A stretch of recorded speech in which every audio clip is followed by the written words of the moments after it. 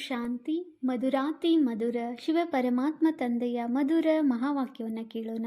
ಇಂದಿನ ಮುರಳಿಯ ದಿನಾಂಕವಾಗಿದೆ 22/9/2025. ಪ್ರಾತಃ ಮುರಳಿ ಬಾಪ್ತಾದ ಮಧುಬನ್. ಮಧುರ ಮಕ್ಕಳೇ, ತಮ್ಮ ಹೃದಯದ ಮೇಲೆ ಕೈಯನ್ನಿಟ್ಟು ಕೇಳಿಕೊಳ್ಳಿ. ತಂದೆಯು ಏನನ್ನು ತಿಳಿಸುತ್ತಾರೆಯೋ ಅದೆಲ್ಲವೂ ಮೊದಲು ನಾವು ತಿಳಿದಿದ್ದೇವೆ. ಏನೆಲ್ಲವನ್ನು ಕೇಳಿದ್ದೀರಿ ಅದನ್ನು ಅರ್ಥಸಹಿತವಾಗಿ ತಿಳಿದುಕೊಂಡು ಖುಷಿಯಲ್ಲಿರಿ. ಇಂದಿನ ಪ್ರಶ್ನೆಯಾಗಿದೆ, ನಿಮ್ಮ ಈ ಬ್ರಾಹ್ಮಣ ಧರ್ಮದಲ್ಲಿ ಎಲ್ಲದಕ್ಕಿಂತ ಹೆಚ್ಚು ಶಕ್ತಿ ಇದೆ, ಯಾವುದು ಮತ್ತು ಹೇಗೆ? ಉತ್ತರ: ನಿಮ್ಮ ಈ ಬ್ರಾಹ್ಮಣ ಧರ್ಮದಲ್ಲಿ ಇಡೀ ವಿಶ್ವದ ಸದ್ಗತಿಯನ್ನು ಶ್ರೀಮತದಂತೆ ಮಾಡುವ ಶಕ್ತಿ ಇದೆ. ಬ್ರಾಹ್ಮಣರೇ ಇಡೀ ವಿಶ್ವವನ್ನು ಶಾಂತವನ್ನಾಗಿ ಮಾಡುತ್ತಾರೆ. ತಾವು ಬ್ರಾಹ್ಮಣ ಕುಲಭೂಷಣರು, ದೇವತೆಗಳಿಗಿಂತಲೂ ಸಹ ಶ್ರೇಷ್ಠವಾಗಿದ್ದೀರಿ. ನಿಮಗೆ ತಂದೆಯ ಮೂಲಕ ಈ ಶಕ್ತಿಯು ಸಿಗುತ್ತದೆ. ನೀವು ಬ್ರಾಹ್ಮಣರು ತಂದೆಗೆ ಸಹಯೋಗಿಗಳಾಗುತ್ತೀರಿ. ನಿಮಗೆ ಎಲ್ಲದಕ್ಕಿಂತ ದೊಡ್ಡ ಬಹುಮಾನ ಸಿಗುತ್ತದೆ. ನೀವು ಬ್ರಹ್ಮಾಂಡದ ಮಾಲೀಕರು ಮತ್ತು ಇಡೀ ವಿಶ್ವದ ಮಾಲೀಕರು ಸಹ ಆಗುತ್ತೀರಿ. ಓಂ ಶಾಂತಿ. ಮಧುರಾತಿ ಮಧುರ ಆತ್ಮೀಯ, ಬಹಳ ಕಾಲ ಅಗಲಿ ಹೋಗಿ ಮತ್ತೆ ಸಿಕ್ಕಿರುವಂತಹ ಮಕ್ಕಳ ಪ್ರತಿ ಆತ್ಮೀಯ ತಂದೆಯು ಕುಳಿತು ತಿಳಿಸಿಕೊಡುತ್ತಾರೆ. ಆತ್ಮೀಯ ತಂದೆಯು ಪ್ರತಿ 5,000 ವರ್ಷದಲ್ಲಿ ಒಮ್ಮೆಯೇ ಬರುತ್ತಾರೆ ಎಂಬುದನ್ನು ಆತ್ಮೀಯ ಮಕ್ಕಳು ತಿಳಿದಿದ್ದೀರಿ. ಕಲ್ಪ ಎಂಬ ಹೆಸರನ್ನು ಇಡಲಾಗಿದೆ, ಅದನ್ನು ಹೇಳಬೇಕಾಗುತ್ತದೆ. ಈ ಡ್ರಾಮಾದ ಅಥವಾ ಸೃಷ್ಟಿಯ ಆಯಸ್ಸು 5,000 ವರ್ಷಗಳಾಗಿದೆ. ಈ ಮಾತನ್ನು ಒಬ್ಬ ತಂದೆಯೇ ಕುಳಿತು ತಿಳಿಸಿಕೊಡುತ್ತಾರೆ. ಇದು ಎಂದೂ ಸಹ ಯಾವುದೇ ಮನುಷ್ಯರ ಬಾಯಿಂದ ಕೇಳಲು ಸಾಧ್ಯವಿಲ್ಲ. ತಾವು ಆತ್ಮೀಯ ಮಕ್ಕಳು ಕುಳಿತಿದ್ದೀರಿ. ನಾವೆಲ್ಲ ಆತ್ಮಗಳ ತಂದೆಯು ಒಬ್ಬರಾಗಿದ್ದಾರೆ ಎಂಬುದನ್ನು ತಿಳಿದಿದ್ದೀರಿ. ತಂದೆಯೇ ಮಕ್ಕಳಿಗೆ ಕುಳಿತು ತನ್ನ ಪರಿಚಯವನ್ನು ಕೊಡುತ್ತಾರೆ. ಯಾವುದನ್ನು ಯಾವ ಮನುಷ್ಯ ಮಾತ್ರರೂ ತಿಳಿದುಕೊಂಡಿಲ್ಲ. ಪರಮಾತ್ಮ ಅಥವಾ ಭಗವಂತ ಎಂತಹ ವಸ್ತುವಾಗಿದ್ದಾರೆಂದು ಯಾರೂ ತಿಳಿದುಕೊಂಡಿಲ್ಲ. ಅವರನ್ನು ಪರಮಪಿತ ಎಂದು ಹೇಳುತ್ತಾರೆಂದರೆ ಅವರ ಬಗ್ಗೆ ಬಹಳ ಪ್ರೀತಿ ಇರಬೇಕು. ಬೇಹದ್ದಿನ ತಂದೆ ಇದ್ದಾರೆಂದರೆ ಅವರಿಂದ ಆಸ್ತಿಯೂ ಸಹ ಸಿಗಬಹುದು. ಹೆವನ್ಲಿ ಗಾಡ್ ಫಾದರ್, ಸ್ವರ್ಗದ ರಚಯಿತ ಪರಮಪಿತ ಪರಮಾತ್ಮ. ಇಂಗ್ಲಿಷ್ ಅಕ್ಷರ ಚೆನ್ನಾಗಿದೆ. ಹೊಸ ಜಗತ್ತಿಗೆ ಸ್ವರ್ಗವೆಂದು, ಹಳೆಯ ಜಗತ್ತಿಗೆ ನರಕವೆಂದು ಕರೆಯಲಾಗುತ್ತದೆ. ಸ್ವರ್ಗವನ್ನು ಯಾರೂ ತಿಳಿದುಕೊಂಡಿಲ್ಲ. ಸನ್ಯಾಸಿಗಳಂತೂ ಒಪ್ಪುವುದೇ ಇಲ್ಲ. ತಂದೆಯು ಸ್ವರ್ಗದ ರಚಯಿತನೆಂದು ಅವರೆಂದೂ ಹೇಳುವುದಿಲ್ಲ. ಸ್ವರ್ಗದ ರಚಯಿತ ಪರಮಪಿತ ಪರಮಾತ್ಮ ಎಂಬ ಅಕ್ಷರವು ಬಹಳ ಮಧುರವಾಗಿದೆ ಮತ್ತು ಸ್ವರ್ಗ ಎಂಬುದು ಪ್ರಸಿದ್ಧವಾಗಿದೆ.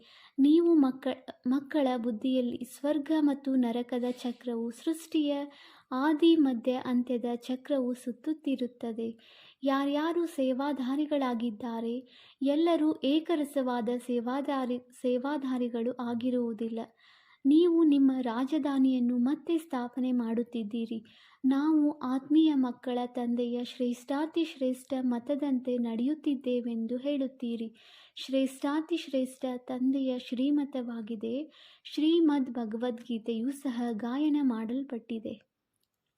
ಇದು ಮೊದಲನೆಯ ನಂಬರಿನ ಶಾಸ್ತ್ರವಾಗಿದೆ. ತಂದೆಯ ಹೆಸರನ್ನು ಕೇಳುವುದರಿಂದಲೇ ತಕ್ಷಣ ಆಸ್ತಿಯ ನೆನಪಾಗುತ್ತದೆ. ಪರಮಪಿತನಿಂದ ಏನು ಸಿಗುತ್ತದೆ ಎಂಬುದನ್ನು ಪ್ರಪಂಚದಲ್ಲಿ ಯಾರಿಗೂ ತಿಳಿದಿಲ್ಲ. ಪ್ರಾಚೀನ ಯೋಗವೆಂದು ಹೇಳಲಾಗುತ್ತದೆ. ಆದರೆ ಪ್ರಾಚೀನ ಯೋಗವನ್ನು ಯಾರು ಕಲಿಸಿದರೂ ಅವರಾದರೂ ಕೃಷ್ಣನೆಂದು ಹೇಳುತ್ತಾರೆ. ಏಕೆಂದರೆ ಗೀತೆಯಲ್ಲಿ ಕೃಷ್ಣನ ಹೆಸರನ್ನು ಹಾಕಿದ್ದಾರೆ. ತಂದೆಯೇ ರಾಜಯೋಗವನ್ನು ಕಲಿಸಿದ್ದರು. ಇದರಿಂದ ಎಲ್ಲರೂ ಮುಕ್ತಿ, ಜೀವನ್ಮುಕ್ತಿಯನ್ನು ಪಡೆಯುತ್ತಾರೆಂಬುದನ್ನು ತಿಳಿದುಕೊಂಡಿದ್ದೀರಿ.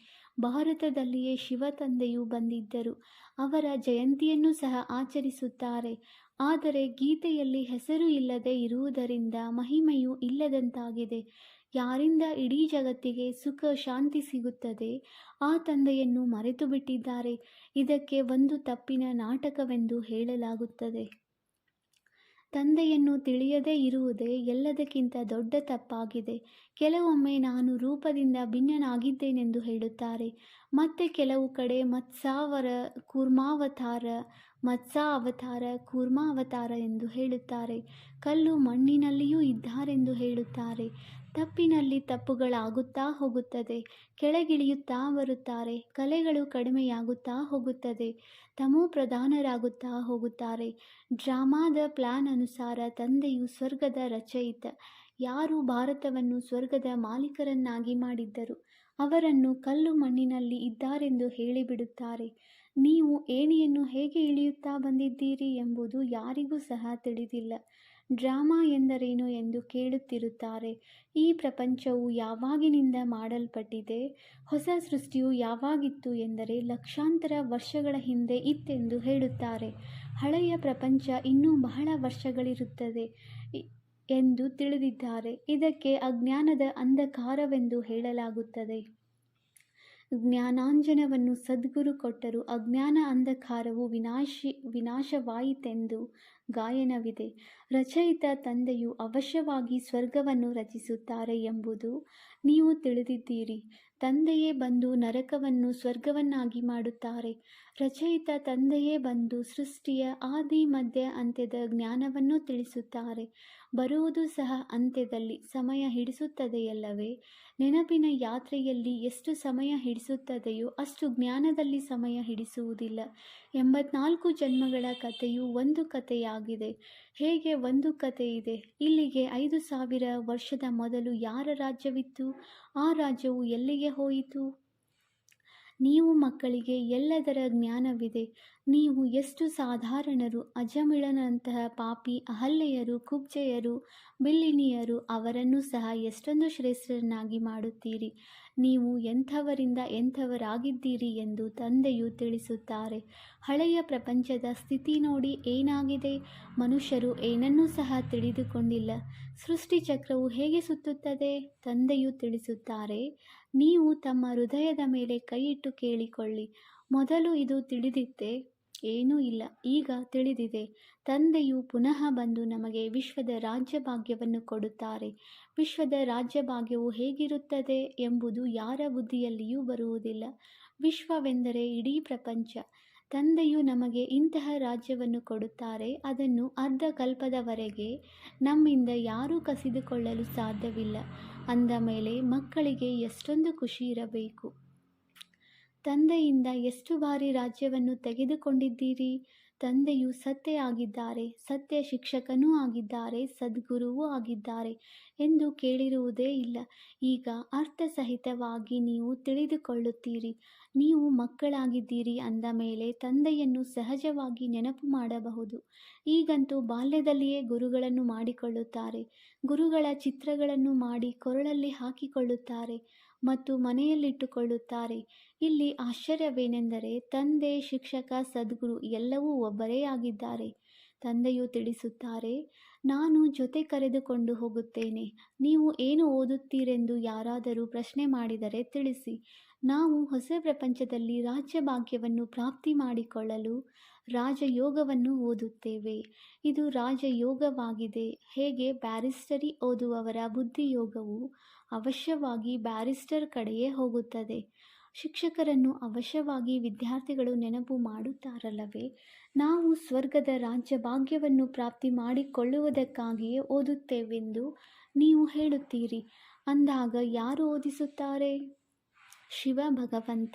ಅವರ ಹೆಸರು ಒಂದೇ ಆಗಿದೆ. ಅದೇ ನಡೆದು ಬಂದಿದೆ. ರಥಕ್ಕಂತೂ ಹೆಸರಿಲ್ಲ. ನನ್ನ ಹೆಸರಾಗಿದೆ ಶಿವ. ತಂದೆಯು ಶಿವ ಮತ್ತು ರಥವು ಬ್ರಹ್ಮನೆಂದು ಹೇಳುತ್ತಾರೆ. ನೀವೀಗ ತಿಳಿದುಕೊಂಡಿದ್ದೀರಿ. ಇದು ಎಷ್ಟು ವಿಚಿತ್ರವಾಗಿದೆ. ಶರೀರವು ಒಂದೇ ಆಗಿದೆ. ಇದಕ್ಕೆ ಭಾಗ್ಯಶಾಲಿ ರಥವೆಂದು ಏಕೆ ಹೇಳುತ್ತಾರೆ? ಏಕೆಂದರೆ ಶಿವ ತಂದೆಯ ಪ್ರವೇಶತೆಯಾಗಿದೆ. ಅಂದ ಮೇಲೆ ಅವಶ್ಯವಾಗಿ 2 ಆತ್ಮಗಳಾದವಲ್ಲವೇ? ಇದು ನಿಮಗೆ ತಿಳಿದಿದೆ. ಮತ್ಯಾರಿಗೂ ಇದು ಸಂಕಲ್ಪದಲ್ಲಿಯೂ ಬರುವುದಿಲ್ಲ. ಭಗೀರಥನು ಗಂಗೆಯನ್ನು ಕರೆತಂದನೆಂದು ತೋರಿಸುತ್ತಾರೆ.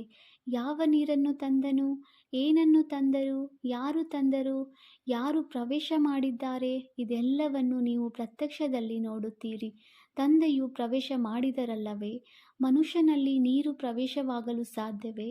ಜಡೆಯಿಂದ ನೀರು ಬರುವುದಕ್ಕೂ ಸಾಧ್ಯವಿಲ್ಲ. ಈ ಮಾತುಗಳನ್ನು ಕುರಿತು ಮನುಷ್ಯರು ಎಂದೂ ಆಲೋಚನೆಯನ್ನೇ ಮಾಡುವುದಿಲ್ಲ.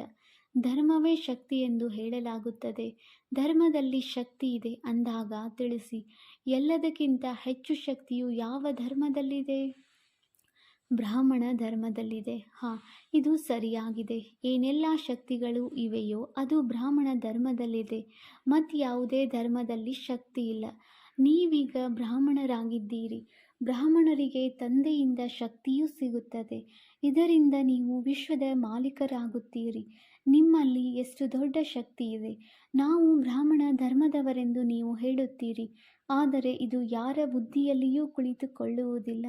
ಬಲೆ, ವಿರಾಟ ರೂಪದ ಚಿತ್ರವನ್ನು ಮಾಡಿದ್ದಾರೆ, ಆದರೆ ಅದು ಅರ್ಧವಾಗಿದೆ.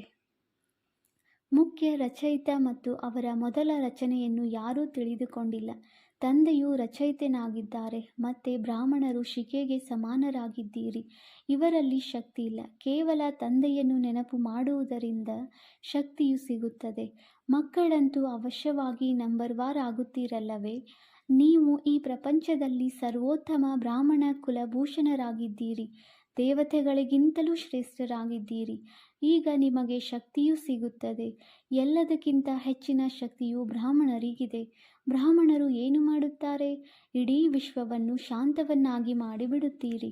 ನಿಮ್ಮ ಧರ್ಮವು ಹೀಗಿದೆ. ಶ್ರೀಮತದ ಮೂಲಕ ಸರ್ವರ ಸದ್ಗತಿ ಮಾಡುತ್ತೀರಿ. ಆದ್ದರಿಂದಲೇ ತಂದೆಯು ತಿಳಿಸುತ್ತಾರೆ, ನಿಮ್ಮನ್ನು ತನಗಿಂತಲೂ ಶ್ರೇಷ್ಠರನ್ನಾಗಿ ಮಾಡುತ್ತೇನೆ. ನೀವು ಬ್ರಹ್ಮಾಂಡಕ್ಕೂ ಮಾಲೀಕರು, ವಿಶ್ವಕ್ಕೂ ಮಾಲೀಕರಾಗುತ್ತೀರಿ. ಇಡೀ ವಿಶ್ವದ ಮೇಲೆ ರಾಜ್ಯಭಾರ ಮಾಡುತ್ತೀರಿ. ಭಾರತ ನಮ್ಮ ದೇಶವಾಗಿದೆ ಎಂದು ಹಾಡುತ್ತಾರಲ್ಲವೇ? ಕೆಲವೊಮ್ಮೆ ಮಹಿಮೆಯ ಗೀತೆಯನ್ನು ಹಾಡುತ್ತಾರೆ. ಇನ್ನು ಕೆಲವೊಮ್ಮೆ ಭಾರತದ ಸ್ಥಿತಿ ಏನಾಗಿದೆ ಎಂದು ಹೇಳುತ್ತಾರೆ. ಭಾರತವು ಯಾವಾಗ ಇಷ್ಟು ಶ್ರೇಷ್ಠವಾಗಿತ್ತು ಎಂಬುದನ್ನು ತಿಳಿದುಕೊಂಡಿಲ್ಲ. ಸ್ವರ್ಗ ಅಥವಾ ನರಕವು ಇಲ್ಲಿದೆ ಎಂದು ಮನುಷ್ಯರು ತಿಳಿಯುತ್ತಾರೆ. ಯಾರಿಗೆ ವಾಹನ, ಹಣ ಇತ್ಯಾದಿ ಇದೆ ಎಂದರೆ ಅವರು ಸ್ವರ್ಗದಲ್ಲಿದ್ದಾರೆಂದು ಹೇಳುತ್ತಾರೆ. ಆದರೆ ಹೊಸ ಪ್ರಪಂಚಕ್ಕೆ ಸ್ವರ್ಗವೆಂದು ಹೇಳಲಾಗುತ್ತದೆ ಎಂಬುದನ್ನು ತಿಳಿದುಕೊಂಡಿಲ್ಲ. ಇಲ್ಲಿ ಎಲ್ಲವನ್ನೂ ಕಲಿಯಬೇಕಾಗಿದೆ. ವಿಜ್ಞಾನದ ಕಲೆಯೂ ಸಹ ಸತ್ಯಯುಗದಲ್ಲಿ ಕೆಲಸಕ್ಕೆ ಬರುತ್ತದೆ. ಈ ವಿಜ್ಞಾನವು ಅಲ್ಲಿ ಸುಖ ಕೊಡುತ್ತದೆ. ಇಲ್ಲಾದರೆ ಇವೆಲ್ಲದರಿಂದ ಅಲ್ಪ ಕಾಲದ ಸುಖವಿದೆ. ಅಲ್ಲಿ ನೀವು ಮಕ್ಕಳಿಗಾಗಿ ಸ್ಥಿರವಾದ ಸುಖವು ಪ್ರಾಪ್ತಿಯಾಗುವುದು. ಇಲ್ಲಿಂದಲೇ ಎಲ್ಲವನ್ನೂ ಕಲಿಯಬೇಕಾಗಿದೆ. ಇದನ್ನು ಮತ್ತೆ ಸಂಸ್ಕಾರದಲ್ಲಿ ತೆಗೆದುಕೊಂಡು ಹೋಗುತ್ತೀರಿ. ಯಾವುದೇ ಹೊಸ ಆತ್ಮಗಳು ಬರುವುದಿಲ್ಲ. ಇಲ್ಲಿನ ಮಕ್ಕಳೇ ವಿಜ್ಞಾನದ ಕಲೆಯನ್ನು ಕಲಿತು ಅಲ್ಲಿಗೆ ಹೋಗುತ್ತೀರಿ. ಬಹಳ ಬುದ್ಧಿವಂತರಾಗಿ ಬಿಡುತ್ತೀರಿ. ಎಲ್ಲ ಸಂಸ್ಕಾರವನ್ನು ತೆಗೆದುಕೊಂಡು ಹೋಗುತ್ತೀರಿ. ಮತ್ತೆ ಅಲ್ಲಿ ಕೆಲಸಕ್ಕೆ ಬರುವುದು. ಈಗ ಅಲ್ಪ ಕಾಲದ ಸುಖವಿದೆ. ಮತ್ತೆ ಈ ಬಾಂಬು ಇತ್ಯಾದಿಗಳೇ ಎಲ್ಲವನ್ನು ಸಮಾಪ್ತಿ ಮಾಡಿಬಿಡುತ್ತದೆ. ಎಲ್ಲರ ಮೃತ್ಯುವಾಗದೆ ಶಾಂತಿಯ ರಾಜ್ಯವು ಹೇಗಾಗುವುದು? ಇಲ್ಲಂತೂ ಅಶಾಂತಿಯ ರಾಜ್ಯವಾಗಿದೆ. ಇದು ಸಹ ನಿಮ್ಮ ಬುದ್ಧಿಯಲ್ಲಿ ನಂಬರ್ ವಾರ್ ಇದೆ. ಅವರೇ ಮೊಟ್ಟ ಮೊದಲು ನಮ್ಮ ಮನೆಗೆ ಹೋಗುತ್ತೇವೆ ಮತ್ತು ಸುಖಧಾಮದಲ್ಲಿ ಬರುತ್ತೇವೆಂದು ತಿಳಿದುಕೊಳ್ಳುತ್ತಾರೆ. ಸುಖದಲ್ಲಿ ತಂದೆಯಂತೂ ಬರುವುದಿಲ್ಲ. ತಂದೆಯು ತಿಳಿಸುತ್ತಾರೆ, ನನಗೂ ವಾನಪ್ರಸ್ಥ ರಥವು ಬೇಕಲ್ಲವೇ? ಭಕ್ತಿ ಮಾರ್ಗದಲ್ಲಿಯೂ ಸಹ ನಾನು ಎಲ್ಲರ ಮನೋಕಾಮನೆಗಳನ್ನು ಪೂರ್ಣಗೊಳಿಸುತ್ತಾ ಬಂದಿದ್ದೇನೆ. ಸಂದೇಶಿಗಳಿಗೂ ತೋರಿಸಿದ್ದಾರೆ ಹೇಗೆ ಭಕ್ತರು ಪೂಜೆ, ತಪಸ್ಸು ಇತ್ಯಾದಿಗಳನ್ನು ಮಾಡುತ್ತಾರೆ. ದೇವಿಯರನ್ನು ಶೃಂಗಾರಗೊಳಿಸಿ ಪೂಜೆ ಮಾಡಿ ನಂತರ ಸಮುದ್ರದಲ್ಲಿ ಮುಳುಗಿಸಿ ಬಿಡುತ್ತಾರೆ. ಎಷ್ಟೊಂದು ಖರ್ಚಾಗುತ್ತದೆ. ಇದೆಲ್ಲವೂ ಯಾವಾಗಿನಿಂದ ಆರಂಭವಾಗಿದೆ ಎಂಬುದನ್ನು ಕೇಳಿರಿ. ಆಗ ಪರಂಪರೆಯಿಂದ ನಡೆಯುತ್ತಾ ಬಂದಿದೆ ಎಂದು ಹೇಳುತ್ತಾರೆ. ಎಷ್ಟೊಂದು ಅಲೆದಾಡುತ್ತಿರುತ್ತಾರೆ. ಇದೆಲ್ಲವೂ ನಾಟಕವಾಗಿದೆ. ತಂದೆಯು ಪದೇ ಪದೇ ಮಕ್ಕಳಿಗೆ ತಿಳಿಸುತ್ತಾರೆ, ನಾನು ನಿಮ್ಮನ್ನು ಬಹಳ ಮಧುರರನ್ನಾಗಿ ಮಾಡಲು ಬಂದಿದ್ದೇನೆ. ಈ ದೇವತೆಗಳು ಎಷ್ಟು ಮಧುರರಾಗಿದ್ದಾರೆ. ಈಗಂತೂ ಮನುಷ್ಯರು ಬಹಳ ಕಠಿಣ ಸ್ವಭಾವದವರಾಗಿದ್ದಾರೆ. ಯಾರು ತಂದೆಗೆ ಬಹಳ ಸಹಯೋಗ ನೀಡಿದ್ದರೋ ಅವರ ಪೂಜೆ ಮಾಡುತ್ತಿರುತ್ತಾರೆ. ನಿಮಗೂ ಪೂಜೆಯು ನಡೆಯುತ್ತದೆ. ನೀವು ಶ್ರೇಷ್ಠ ಪದವಿಯನ್ನು ಪ್ರಾಪ್ತಿ ಮಾಡಿಕೊಳ್ಳುತ್ತೀರಿ. ನಾನು ನಿಮ್ಮನ್ನು ನನಗಿಂತಲೂ ಶ್ರೇಷ್ಠರನ್ನಾಗಿ ಮಾಡುತ್ತೇನೆ. ಶ್ರೇಷ್ಠಾತಿ ಶ್ರೇಷ್ಠ ಭಗವಂತನ ಶ್ರೀಮತವಾಗಿದೆ. ಕೃಷ್ಣನ ಎಂದು ಹೇಳುವುದಿಲ್ಲ. ಗೀತೆಯಲ್ಲಿಯೂ ಶ್ರೀಮತವು ಪ್ರಸಿದ್ಧವಾಗಿದೆ. ಕೃಷ್ಣನ ಆತ್ಮನೂ ಸಹ ಈ ಸಮಯದಲ್ಲಿ ತಂದೆಯಿಂದ ಆಸ್ತಿಯನ್ನು ಪಡೆಯುತ್ತಿದ್ದಾರೆ. ಕೃಷ್ಣನ ಆತ್ಮನ ರಥದಲ್ಲಿಯೇ ತಂದೆಯು ಪ್ರವೇಶ ಮಾಡಿದ್ದಾರೆ. ಇದು ಎಷ್ಟು ಅದ್ಭುತವಾದ ಮಾತಾಗಿದೆ. ಇದು ಎಂದೂ ಯಾರ ಬುದ್ಧಿಯಲ್ಲಿಯೂ ಬರುವುದಿಲ್ಲ. ತಿಳಿದುಕೊಳ್ಳುವವರಿಗೂ ಸಹ ತಿಳಿಸುವುದರಲ್ಲಿ ಬಹಳ ಪರಿಶ್ರಮವಾಗುತ್ತದೆ. ತಂದೆಯು ಮಕ್ಕಳಿಗೆ ಎಷ್ಟು ಚೆನ್ನಾಗಿ ತಿಳಿಸಿಕೊಡುತ್ತಾರೆ. ಸರ್ವೋತ್ತಮ ಬ್ರಹ್ಮ ಮುಖವಂಶಾವಳಿ ಬ್ರಾಹ್ಮಣರೆಂದು ತಂದೆಯು ಬರೆಯುತ್ತಾರೆ. ನೀವು ಅಷ್ಟು ಶ್ರೇಷ್ಠ ಸೇವೆ ಮಾಡುತ್ತೀರಿ. ಆದ್ದರಿಂದ ಈ ಬಹುಮಾನವೂ ಸಿಗುತ್ತದೆ. ತಂದೆಗೆ ನೀವು ಸಹಯೋಗಿಗಳಾಗಿರುತ್ತೀರಿ. ಆದ್ದರಿಂದ ನಂಬರ್ ವಾರ್ ಪುರುಷಾರ್ಥದನುಸಾರ ಎಲ್ಲರಿಗೆ ಬಹುಮಾನ ಸಿಗುತ್ತದೆ. ನಿಮ್ಮಲ್ಲಿಯೂ ಬಹಳ ಶಕ್ತಿ ಇದೆ. ನೀವು ಮನುಷ್ಯರನ್ನು ಸ್ವರ್ಗದ ಮಾಲೀಕರನ್ನಾಗಿ ಮಾಡುತ್ತೀರಿ. ನೀವು ಆತ್ಮಿಕ ಸೈನಿಕರಾಗಿದ್ದೀರಿ. ನೀವು ಈ ಬ್ಯಾಡ್ಜನ್ನು ಹಾಕಿಕೊಳ್ಳದಿದ್ದರೆ ಇವರು ಆತ್ಮಿಕ ಸೈನಿಕರಾಗಿದ್ದಾರೆಂದು ಮನುಷ್ಯರು ಹೇಗೆ ತಿಳಿದುಕೊಳ್ಳುವುದು? ಮಿಲಿಟರಿಯವರಿಗೂ ಯಾವಾಗಲೂ ಬ್ಯಾಡ್ಜ್ ಇರುತ್ತದೆ. ಶಿವತಂದೆಯು ಹೊಸ ಪ್ರಪಂಚದ ರಚಯಿತನಾಗಿದ್ದಾರೆ. ಅಲ್ಲಿ ಈ ದೇವತೆಗಳ ರಾಜ್ಯವಿತ್ತು, ಈಗಿಲ್ಲ. ಮತ್ತೆ ತಂದೆಯು ತಿಳಿಸುತ್ತಾರೆ, ಮನ್ಮನಾಭವ. ದೇಹ ಸಹಿತ ದೇಹದ ಎಲ್ಲ ಸಂಬಂಧಗಳನ್ನು ಬಿಟ್ಟು ನನ್ನೊಬ್ಬನನ್ನೇ ನೆನಪು ಮಾಡಿ. ಇದರಿಂದ ಕೃಷ್ಣನ ರಾಜಧಾನಿಯಲ್ಲಿ ಬಂದು ಬಿಡುತ್ತೀರಿ. ಇದರಲ್ಲಿ ನಾಚಿಕೆಯ ಮಾತಿಲ್ಲ. ತಂದೆಯ ನೆನಪಿರುವುದು. ತಂದೆಯು ಇವರ ಬಗ್ಗೆಯೂ ಸಹ ತಿಳಿಸುತ್ತಾರೆ. ಇವರು ಬ್ರಹ್ಮರವರ ಬಗ್ಗೆ ನಾರಾಯಣನ ಪೂಜೆ ಮಾಡುತ್ತಿದ್ದರು. ಬ್ರಹ್ಮಭಾವರವರು ನಾರಾಯಣನ ಪೂಜೆ ಮಾಡುತ್ತಿದ್ದರು. ನಾರಾಯಣನ ಮೂರ್ತಿಯು ಜೊತೆಯಲ್ಲಿರುತ್ತಿತ್ತು. ನಡೆಯುತ್ತಾ ತಿರುಗಾಡುತ್ತಾ ಅದನ್ನು ನೋಡುತ್ತಿದ್ದರು. ಈಗ ನೀವು ಮಕ್ಕಳಿಗೆ ಜ್ಞಾನವಿದೆ ಅಂದ ಮೇಲೆ ಅವಶ್ಯವಾಗಿ ಬ್ಯಾಡ್ಜನ್ನು ಹಾಕಿಕೊಂಡಿರಬೇಕು. ನೀವು ನರನನ್ನು ನಾರಾಯಣನನ್ನಾಗಿ ಮಾಡುವವರಾಗಿದ್ದೀರಿ. ರಾಜಯೋಗವನ್ನು ನೀವೇ ಕಲಿಸುತ್ತೀರಿ. ನರನಿಂದ ನಾರಾಯಣರನ್ನಾಗಿ ಮಾಡುವ ಸೇವೆ ಮಾಡುತ್ತೀರಿ. ತಮ್ಮನ್ನು ನೋಡಿಕೊಳ್ಳಿ. ನನ್ನಲ್ಲಿ ಯಾವುದೇ ಅವಗುಣವೂ ಇಲ್ಲವೇ? ನೀವು ಮಕ್ಕಳು ಬಾಪ್ ದಾದಾರವರ ಬಳಿ ಬರುತ್ತೀರಿ. ತಂದೆಯು ಶಿವನಾಗಿದ್ದಾರೆ. ದಾದಾರವರು ಇವರ ರಥವಾಗಿದ್ದಾರೆ ಅಂದ ಮೇಲೆ ತಂದೆಯು ಅವಶ್ಯವಾಗಿ ರಥದ ಮೂಲಕವೇ ಮಿಲನ ಮಾಡುತ್ತಾರಲ್ಲವೇ? ತಂದೆಯ ಬಳಿ ರಿಫ್ರೆಶ್ ಆಗಲು ಬರುತ್ತೀರಿ.